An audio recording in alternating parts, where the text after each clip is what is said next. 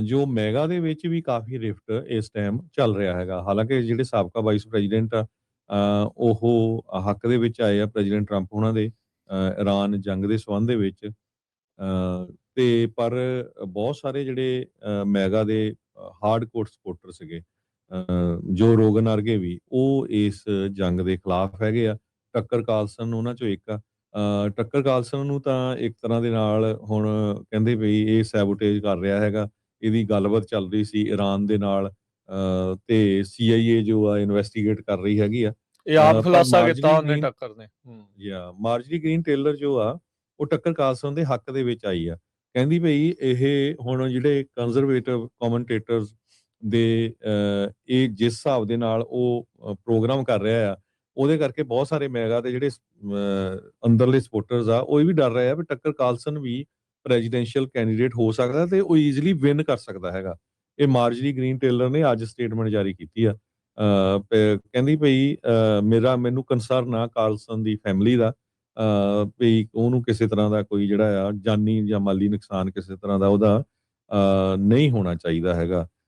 ਤੇ ਕਹਿੰਦੇ ਵੀ ਜਿਹੜੇ ਲੋਕ ਇੱਕ ਤਰ੍ਹਾਂ ਨਾਲ ਚੈਲੰਜ ਕਰਦੇ ਹੈਗੇ ਪੋਲੀਟੀਕਲ ਐਸਟੈਬਲਿਸ਼ਮੈਂਟ ਨੂੰ, ਉਹਨਾਂ ਨੂੰ ਟਾਰਗੇਟ ਕੀਤਾ ਜਾਂਦਾ ਹੈਗਾ। ਸੋ ਮਾਰਜੀ ਟੇਲਰ ਤੁਹਾਨੂੰ ਸਾਰਿਆਂ ਨੂੰ ਪਤਾ ਹੀ ਆ ਵੀ ਇਹ ਕਾਂਗਰਸ ਵੂਮਨ ਸੀ ਇੱਕ ਟਾਈਮ ਤੇ, ਬੜੀ ਤਕੜੀ ਜਿਹੜੀ ਪ੍ਰੈਜ਼ੀਡੈਂਟ ਟਰੰਪ ਉਹਨਾਂ ਦੀ ਸਪੋਰਟਰ ਸੀਗੀ। ਪਰ ਬਾਅਦ ਦੇ ਵਿੱਚ ਜੈਫਰੀ ਐਪਸਟਾਈਨ ਦੀ ਫਾਈਲਸ ਨੂੰ ਲੈ ਕੇ ਉਹਨੇ ਕਿਹਾ ਵੀ ਜੋ ਬੱਚੀਆਂ ਦੇ ਨਾਲ ਧੱਕਾ ਹੋਇਆ ਵੀ ਮੈਂ ਉਹ ਤਾਂ ਸਾਰਾ ਉਹ ਜਸਟਿਸ ਦਿਵਾਉਣਾ ਚਾਹੁੰਦੀ ਆ ਤੇ ਸਾਰਾ ਬਾਹਰ ਲੋਕਾਂ 'ਚ ਐਕਸਪੋਜ਼ ਕਰਨਾ ਚਾਹੁੰਦੀ ਆ। ਉਹ ਤੋਂ ਬਾਅਦ ਪ੍ਰੈਜ਼ੀਡੈਂਟ ਉਹਨਾਂ ਟਰੰਪ ਉਹਨਾਂ ਦੀ ਉਹਦੇ ਨਾਲ ਜਿਹੜੀ ਆ ਅਣਬਣ ਹੋ ਗਈ ਤੇ ਫਾਈਨਲੀ ਜਿਹੜਾ ਆ ਮਾਰਜੀ ਗ੍ਰੀਨ ਟੇਲਰ ਨੂੰ ਰਿਜ਼ਾਈਨ ਕਰਨਾ ਪਿਆ ਆਪਣੀ ਜਿਹੜੀ ਕਾਂਗਰਸ ਦੀ ਸੀਟ ਤੋਂ। ਇੱਕ ਟਾਈਮ ਦੇ ਉੱਤੇ ਉਹਦਾ ਵੀ ਜਿਹੜਾ ਨਾਂ ਆ ਇਹ ਆ ਰਿਹਾ ਸੀ, ਹੋ ਸਕਦਾ ਵੀ ਅਗਲੀਆਂ ਇਲੈਕਸ਼ਨਾਂ ਦੇ ਵਿੱਚ ਉਹ ਪ੍ਰੈਜ਼ੀਡੈਂਸ਼ੀਅਲ ਕੈਂਡੀਡੇਟ ਹੋਵੇ। ਜੀ ਬਿਲਕੁਲ। ਦੇਖੋ ਕੈਂਪੇਨ ਦੇ ਵਿੱਚ ਕੋਈ ਨਵੀਂ ਵਾਰ ਨਹੀਂ, ਯੂਕਰੇਨ ਨੂੰ ਅਸੀਂ ਮਨੀ ਕਿਉਂ ਘਲਾਈ ਜਾਂਦੇ ਹਾਂ। ਹੁਣ ਕਹਿੰਦੇ ਵੀ this money is well spent. ਇਹ ਮਨੀ ਵੀ ਲੋਕਾਂ ਨੂੰ ਅਫੋਰਡੇਬਿਲਿਟੀ ਦਾ ਕ੍ਰਾਈਸਿਸ ਆ ਤੇ ਬਿਲੀਅਨ ਆਫ ਡਾਲਰ ਰੋਜ਼ਾਨਾ ਦਾ ਤੁਸੀਂ ਜਿਹੜਾ ਉੱਥੇ ਖਰਚ ਰਹੇ ਹੈਗੇ ਆ, ਤੇ ਲੜਾਈ ਕਹਿੰਦੇ ਲਾਉਣੀ ਨਹੀਂ, ਤੇ ਨਵੀਂ ਲੜਾਈ ਜਿਹੜੀ ਉਹ ਸ਼ੁਰੂ ਹੋ ਚੁੱਕੀ ਆ। ਪੈਡੋਫਾਈਲ ਸਕੈਂਡਲ ਕਹਿੰਦੇ ਜੀ ਬਾਹਰ ਕੱਢਣਾ, ਤੇ ਟਰੰਪ ਦਾ ਨਾਂ ਸਭ ਤੋਂ ਜ਼ਿਆਦਾ ਉਹਦੇ ਵਿੱਚ ਆ, ਤੇ ਕਹਿੰਦੇ ਜੀ ਇਹਦੇ ਵਿੱਚ ਹੈ ਹੀ ਕੱਖ ਨਹੀਂ। ਉਹੀ ਜਿਹੜੇ ਲੋਕ ਜਿਹੜੇ ਪੀਜ਼ਾ ਗੇਟ ਵਰਗੇ ਸਕੈਂਡਲ ਦੱਸਦੇ ਸੀਗੇ ਵੀ ਇਹਦੇ ਵਿੱਚ ਇਹ ਥਿਊਰੀ ਆ ਵੀ ਜਿਹੜਾ ਪੀਜ਼ਾ ਗੇਟ ਆ ਵੀ ਇਹ ਪੀਜ਼ੇ ਦਾ ਮਤਲਬ ਨਿਆਣਿਆਂ ਦੇ ਨਾਲ ਜਿਹੜਾ ਉਹ ਸ਼ੋਸ਼ਣ ਕਰਨ ਦਾ ਕੰਮ ਸੀਗਾ ਡੈਮੋਕ੍ਰੇਟਸ ਦਾ। ਤੇ ਹੁਣ ਇਹਨਾਂ ਦੇ ਸਿੱਧੀਆਂ ਚੀਜ਼ਾਂ ਸਾਹਮਣੇ ਆਈਆਂ, ਕਹਿੰਦੇ ਵੀ ਇਹ ਤਾਂ ਹੋ ਹੀ ਨਹੀਂ ਸਕਦਾ, ਅਸੀਂ ਮੰਨਦੇ ਹੀ ਨਹੀਂ ਇਹ ਚੀਜ਼ ਨੂੰ ਵੀ ਇਹ ਹੈ ਹੀ ਗਲਤ ਆ। ਰਿਪੋਰਟਾਂ, ਕਾਗਜ਼, ਵੀਡੀਓਜ਼, ਫੋਟੋਜ਼, ਡਾਕੂਮੈਂਟ ਸਾਰੇ ਜਿਹੜੇ ਉਹ ਲੁਕਾਈ ਜਾ ਰਹੇ ਆ ਤੇ ਉਹ ਇੱਕ ਹਿਸਾਬ ਦੇ ਨਾਲ ਹਜਮ ਜਿਹੜਾ ਉਹ ਕਰੀ ਜਾ ਰਹੇ ਆ। ਸੋ ਜਸਟ ਬਿਕੋਜ਼ ਤੁਸੀਂ ਇੱਕ ਬੰਦੇ ਦੇ ਉਪਾਸ਼ਕ ਹੋ, ਇਹਦਾ ਮਤਲਬ ਇਹ ਨਹੀਂ ਆ ਵੀ ਉਹਦੀ ਗਲਤ ਨੂੰ ਵੀ ਤੁਸੀਂ ਸਹੀ ਜਿਹੜਾ ਆ ਉਹ ਆਖੀ ਜਿਹੜਾ ਹੋ ਜਾਣਾ ਆ।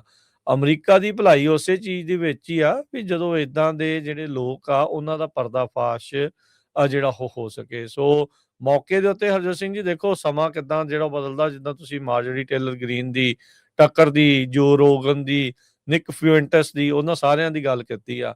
ਨਿਕ ਫਿਊਂਟਸ ਨੇ ਤਾਂ ਇੱਥੋਂ ਤੱਕ ਕਹਿ ਦਿੱਤਾ, ਕਹਿੰਦਾ ਵੀ ਭਾਈ ਅਗਲੀ ਵਾਰੀ ਤਾਂ ਮੈਂ ਵੋਟ ਹੀ ਡੈਮੋਕ੍ਰੇਟਾਂ ਨੂੰ ਪਾਉਂਦੀ, ਕਹਿੰਦੇ ਘੱਟੋ ਘੱਟ ਡੈਮੋਕ੍ਰੇਟਾਂ ਵੇਲੇ ਸਾਰਾ ਕੁਝ ਸਹੀ ਤਾਂ ਚੱਲ ਰਿਹਾ ਹੁੰਦਾ ਆ। ਇਹ ਉਹ ਹਾਰਡ ਕੋਰ ਮਾਗਾ ਤੋਂ ਵੀ ਉੱਤੇ ਦਾ ਆ, ਉਹ ਸਭ ਤੋਂ ਜ਼ਿਆਦਾ ਰਾਈਟ ਵਿੰਗ ਜਿਹੜਾ ਬੋਲਣ ਵਾਲਿਆਂ ਦੇ ਵਿੱਚ ਇੱਕ ਆ, ਉਹ ਇਦਾਂ ਦਾ ਬਿਆਨ ਜਿਹੜਾ ਉਹ ਦੇ ਰਿਹਾ ਆ। ਸੋ ਇਹ ਜਿਹੜੀ ਸਥਿਤੀ ਇਸ ਟਾਈਮ ਜਿਹੜੀ ਹਰਜੋਤ ਸਿੰਘ ਜੀ ਬਣੀ ਪਈ ਹੈ। ਸੋ ਜਿੱਦਾਂ ਤੁਸੀਂ ਕਿਹਾ ਵੀ ਰਿਫਟ ਵਾਕਿਆ ਹੀ ਕਾਫੀ ਵੱਡਾ ਜਿਹੜਾ ਉਹ ਇਸ ਟਾਈਮ ਬਣ ਚੁੱਕਾ ਆ। ਜੋ ਰੋਗਨ ਕੱਲ ਕਹਿ ਰਿਹਾ ਸੀ ਵੀ ਕਹਿੰਦਾ ਵੀ ਇਹਦੀ ਉਮਰ 80 ਸਾਲ ਆ, ਵੱਧ ਤੋਂ ਵੱਧ 10 ਸਾਲ ਹੋਰ ਜੀ ਲੂਗਾ, ਇਹੀ ਆਪਾਂ ਮੰਨਦੇ ਹਾਂ। ਤੇ ਕਹਿੰਦੇ ਵੀ ਇਹ ਐਕਸ਼ਨ ਇਦਾਂ ਦੇ ਕਰਕੇ ਜਾ ਰਹੇ ਵੀ ਇਹਨਾਂ ਨੂੰ ਗਾਂ ਆਉਣ ਵਾਲੀਆਂ ਪੀੜ੍ਹੀਆਂ ਦਾ, ਆਉਣ ਵਾਲੀ ਜਿਹੜੀ ਜਨਰੇਸ਼ਨ ਦਾ ਇਹਨਾਂ ਨੂੰ ਕੋਈ ਫਰਕ ਨਹੀਂ ਆ।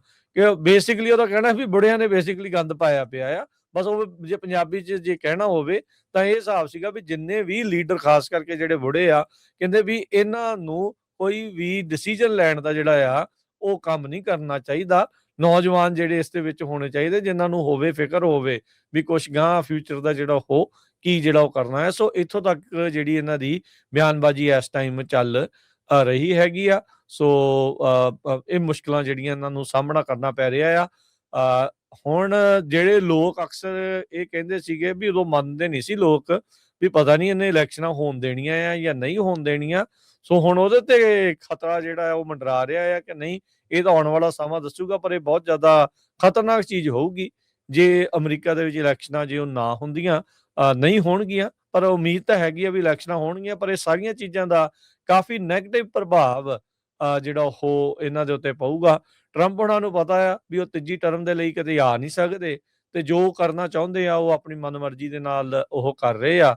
ਉਤੋਂ ਸੁਪਰੀਮ ਕੋਰਟ ਨੇ ਉਹਨਾਂ ਨੂੰ ਇਮਿਊਨਿਟੀ ਦਿੱਤੀ ਹੋਈ ਆ ਵੀ ਪ੍ਰੈਜ਼ੀਡੈਂਸ਼ੀਅਲ ਆਫਿਸ ਦੇ ਵਿੱਚ ਕੋਈ ਵੀ ਅਫੀਸ਼ੀਅਲ ਕੰਮ ਕਰਦੇ ਹੋਏ ਜਿਹੜਾ ਵੀ ਕੋਈ ਉਹ ਕੰਮ ਕਰਨਗੇ, ਉਹ ਬੇਸਿਕਲੀ ਕ੍ਰਾਈਮ ਰਹਿਤ ਹੀ ਜਿਹੜਾ ਉਹ ਮੰਨਿਆ ਜਾਊਗਾ, ਉਸਨੂੰ ਕ੍ਰਾਈਮ ਨਹੀਂ ਮੰਨਿਆ ਜਾਊਗਾ। ਸੋ ਆਪਣੀਆਂ ਮਨਮਰਜ਼ੀਆਂ ਦੇ ਉੱਤੇ ਡੈਫੀਨੇਟਲੀ ਉਹ ਜਿਹੜੀਆਂ ਉਹ ਕਰ ਰਹੇ ਹੈਗੇ ਆ, ਤੇ ਇਹਦਾ ਇਹ ਚੀਜ਼ਾਂ ਜਿਹੜੀਆਂ ਝਲਕਦੀਆਂ ਨੇ ਉਹਨਾਂ ਦੀਆਂ ਪਾਲਿਸੀਜ਼ ਦੇ ਵਿੱਚ ਵੀ। ਪ੍ਰੈਜ਼ੀਡੈਂਟ ਡੋਨਾਲਡ ਟਰੰਪ ਨੂੰ 79 ਸਾਲਾਂ ਦੇ ਹੋ ਗਏ, 79 ਈਅਰ ਹੋ ਗਏ ਆਲਰੇਡੀ, ਇਸ 80 ਦੇ ਲਾਗੇ ਹੀ ਆ।